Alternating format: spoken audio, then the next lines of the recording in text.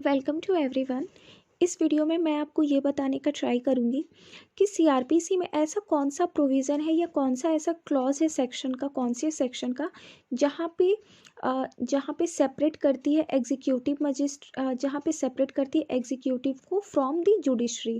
कौन सा ऐसा सेक्शन है सीआरपीसी का जो कि इस पे बेस्ड है कि एग्जीक्यूटिव डिपार्टमेंट और जुडिशरी डिपार्टमेंट दोनों को सेपरेट करती है।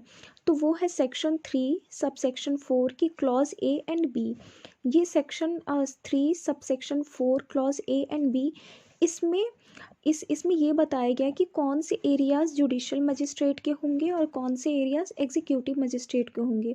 और एक और बात बता दूं, सेक्शन 3 सब सेक्शन 4 जो है वो इंडियन कॉन्स्टी की आर्टिकल 50 पे बेस्ड है, क्योंकि इंडियन कॉन्स्टी की आर्टिकल 50 भी यही प्रोविजंस को लिए हुए है कि ये एग्जीक्यूटिव डिपार्टमेंट और एग्जीक्यूटिव डिपार्टमेंट दोनों एक दूसरे से सेपरेट होना चाहिए, तभी तो सेपरेशन ऑफ पावर भी होगा।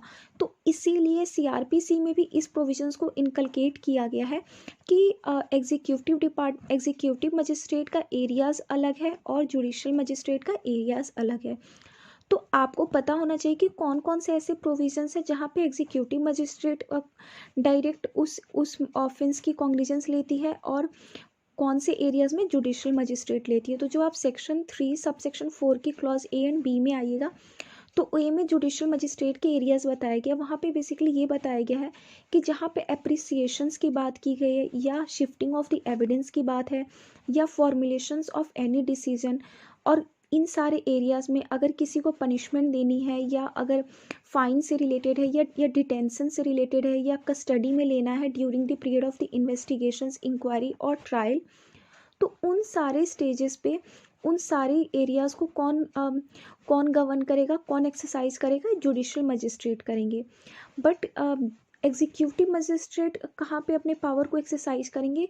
जिसका नेचर एडमिनिस्ट्रेटिव इन नेचर में हो और एग्जीक्यूटिव इन नेचर में हो, उन एरियाज़ को कौन एक्सरसाइज करेगा? एग्जीक्यूटिव मजिस्ट्रेट करेंगे।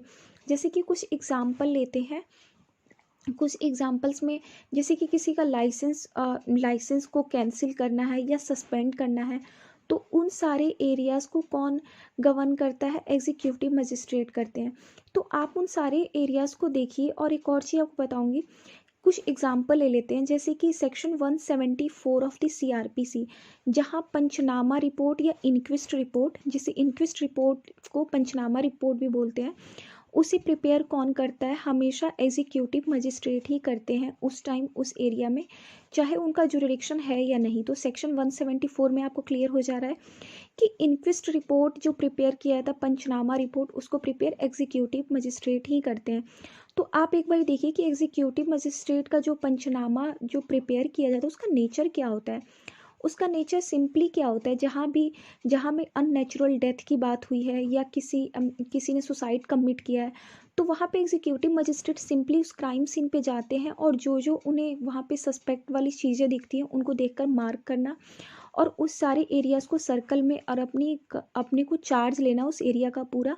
और पंचनामा जो प्रिपेयर करते हैं, सिंपली उस एरियाज़ का केवल ये देखते हैं कि क्या पॉसिबिलिटी बन सकती है डेथ की, उसे प्रिपेयर करते हैं। तो वहाँ पे एग्जीक्यूटिव मजिस्ट्रेट का कोई भी जुडिशियल माइंड अप्लाई नहीं होता है, वहाँ पे वो कोई जुडिशियस डिसीजन नहीं देते हैं।